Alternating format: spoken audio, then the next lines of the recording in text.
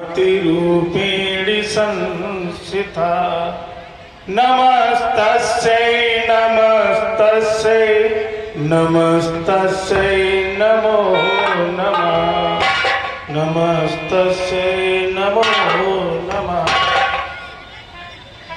और यदुवंशी समाज है जिस मैया की चरण में, पूरा क्षेत्र है जिस मैया की चरण में नमन है, उस माँ कैला माँ के शरण में है। आओ मिलकर चढ़ाए माँ के चरणों में श्रद्धा से कमल के फूल। महाराज जी ने पूज्य गुरुदेव ने कमल के फूल यहाँ पर उगा दिए हैं। आओ मिलकर चढ़ाए माँ के चरणों में श्रद्धा से कमल के फूल। हम सब हैं कैला मैया की चरणों की धूल, हम सब हैं कैला मैया की चरणों की धूल। माँ कैला जी देवी को प्रणाम करता हूँ, पूज्य महाराज श्री के चरणों में कोटि कोटि नमन करता हूँ। आदरणीय हमारे राजेश सिंघल जी और आदरणीय नरेश यादव जी, सुशील जी और मेरे परम आदरणीय कमलकांत तिवारी जी, आप सभी के चरणों में नमन करता हूं और सामने बैठे जनता जनार्दन को प्रणाम करता हूं। आपने देखा है, पूर्व की सरकारों को भी आपने देखा है, वर्तमान में पूज्य महाराज जी की, महाराज हमारे एक यहाँ बैठे, एक प्रदेश में बैठे और मोदी जी को भी आप देख रहे हैं। उनको प्रणाम करता हूं। उनकी सरकारों में जो कुछ भी हो रहा है वह सभी पूज्य महाराज जी धूमधाम से हो रहा है। धूमधाम से कैसे हो रहा है? अयोध्या में राम जी का मंदिर बना है तो बना है धूमधाम से। अयोध्या में राम जी का मंदिर बना है तो बना है धूमधाम से। काशी विश्वनाथ सजा है तो सजा है धूमधाम से। एक बार जोरदार नारा लगाते हुए श्री कृष्ण भगवान का कह दीजिए, बोले श्री कृष्ण भगवान की। और मथुरा में भी श्री कृष्ण का मंदिर बनेगा तो बनेगा धूमधाम से।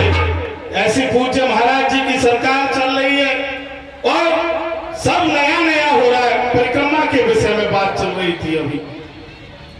परिक्रमा अन्य सरकारों में भी लगाई थी आपने, अन्य सरकारों में भी बहुत सारे आयोजन आपने देखे होंगे।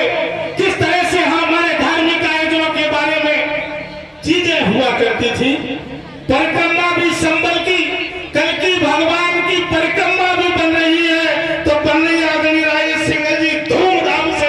और हिंदू जो कर रहा है तो कर रहा है धूमधाम से। सप्त चंडी यज्ञ पूज्य मां कैला देवी के चरणों में हो रहा है तो हो रहा है धूमधाम से।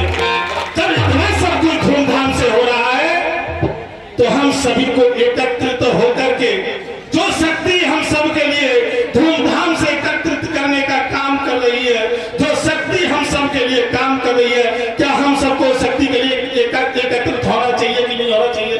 हाथ काट कह दीजिए, उस शक्ति के लिए एकत्रित होना चाहिए कि नहीं होना चाहिए? हमको एकत्रित होने की आवश्यकता है। और ज्यादा समय नहीं लूंगा, आदरणीय बैठे हैं, एक दृष्टांत आपको जरूर सुनाना चाहूंगा। इस क्षेत्र के लिए परम आवश्यक। पूज्य महाराज जी, एक गांव था, गांव में कुआं था और कुआं में बकरा गिर गया था। जब महाराज कुआं में बकरा गिरा हुआ था, गांव में बीमारियां फैल रही थी। टाइफाइड, मलेरिया, डेंगू, दिन प्रतिदिन लोग मरते जा रहे थे। जब लोग मरते जा रहे थे, गांव के सम्मानित जन जैसे व्यक्ति स्वामी जी के पास में आकर के बोले, महाराज श्री, गांव में बीमारियां फैल रही हैं, क्या करना चाहिए, कोई युक्ति बता दो। तो पूज्य महाराज जी ने कहा, पूज्य महाराज जी जैसे रहे होंगे, उन्होंने कहा कि बेटा गांव में जाओ, कन्या भोज कराओ, हवन यज्ञ कराओ, गांव में गंगा जल का छिड़काव करो और जिस कुआं में जो बकरा गिरा हुआ है उस बकरा को कुआं से बाहर निकाल के फेंक दो। हुआ क्या? जब ये सब पूज्य महाराज जी ने कहा, गांव के लोग आवेश में आकर जल्दी से गांव में आए। उन्होंने गांव में गंगा जल का छिड़काव कराया, पूज्य गुरुदेव हवन यज्ञ कराए, भंडारे कराए, लेकिन गांव की बीमारियां ठीक नहीं हुई। जब गांव की बीमारियां ठीक नहीं हुई, क्योंकि आवेश में आकर हम डॉक्टर से भी, जो डॉक्टर बताता है ना अगली दवाई कि ये खुला कब खाना, तब खाना, जब खाना, हम भूल जाते हैं, गड़बड़ खा लेते हैं तो गड़बड़ ही हो जाता है। जब ये सब हुआ तो जब गांव के लोग, क्योंकि गांव में हर तरह के लोग होते हैं, कोई तो सही को भी सही कहने वाला नहीं होता है, तो महाराज जी के बारे में कहने लगे, रे कहाँ गए महाराज जी के पास, कर दी युक्ति, कुछ तो हुआ नहीं, बीमारियां तो और अधिक बढ़ रही हैं। लेकिन महाराज श्री गांव के समाज में बताई है, लेकिन समाधान भी महाराज जी के पास है। कम से कम महाराज जी से जाके पूछें तो सही कि उन्होंने कौन सी दवाई बताई थी। तो महाराज जी के से पूछा, महाराज जी ने कहा, अरे ये तो बताओ आपने कन्या भोज कराए क्या? हाँ जी महाराज कराए। अरे हवन यज्ञ कराए कि कराए? अरे कि गांव में गंगा जल का छिड़काव कराया कि महाराज वो भी कराया? अरे कि जो बकरा कुआं में गिरा हुआ है वह निकाल के फेंका कि नहीं फेंका? वो बोले महाराज ये तो हम भूल ही गए।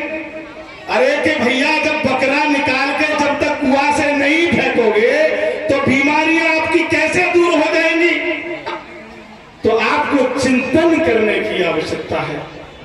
चिंतन ये आपको करने की आवश्यकता है, जब तक इस क्षेत्र का बेड़ा गर्क करने वालों को, जो इस क्षेत्र में दुशासन का शासन करते थे, उन अभी वो शासन का कुछ अंश बाकी है, दुष्टों के शासन का कुछ अंश बाकी है, उसको भी विध्वंस करने की आवश्यकता है। इसलिए आप समझ गए होंगे, पूर्ण समझदार हैं कि योगी जी की सरकार किस तरह से काम कर रही है।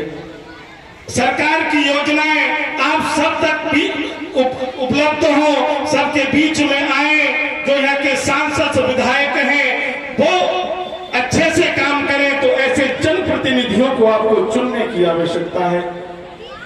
एक बार महाराज जी ने कहा, रोटी आप देखते हैं ना, रोटी मामा जी बता रहे थे, रोटी को जैसे घुमाते हैं तो वो जो रोटी जब घुमाते हैं तभी तो वो जलने से बच जाती है। अगर रोटी को ऐसे ही चूल्हे में रख दिया जाएगा तो वो जल जाएगी। तो परिवर्तन होना चाहिए कि नहीं होना चाहिए? रोटी को जलने से बचाने के लिए हमें काम करना है। सम्मानित मंच के चरणों में पुनः प्रणाम करते हुए, माँ कैला देवी के चरणों में कोटि कोटि नमन करते हुए, आप सभी को प्रणाम करते हुए एक बार जय घोष हो जाए। देखना चाहता हूं कि आप वास्तव में माँ कैला देवी के सच्चे भक्त हैं। एक बार जयकारा लगाएंगे।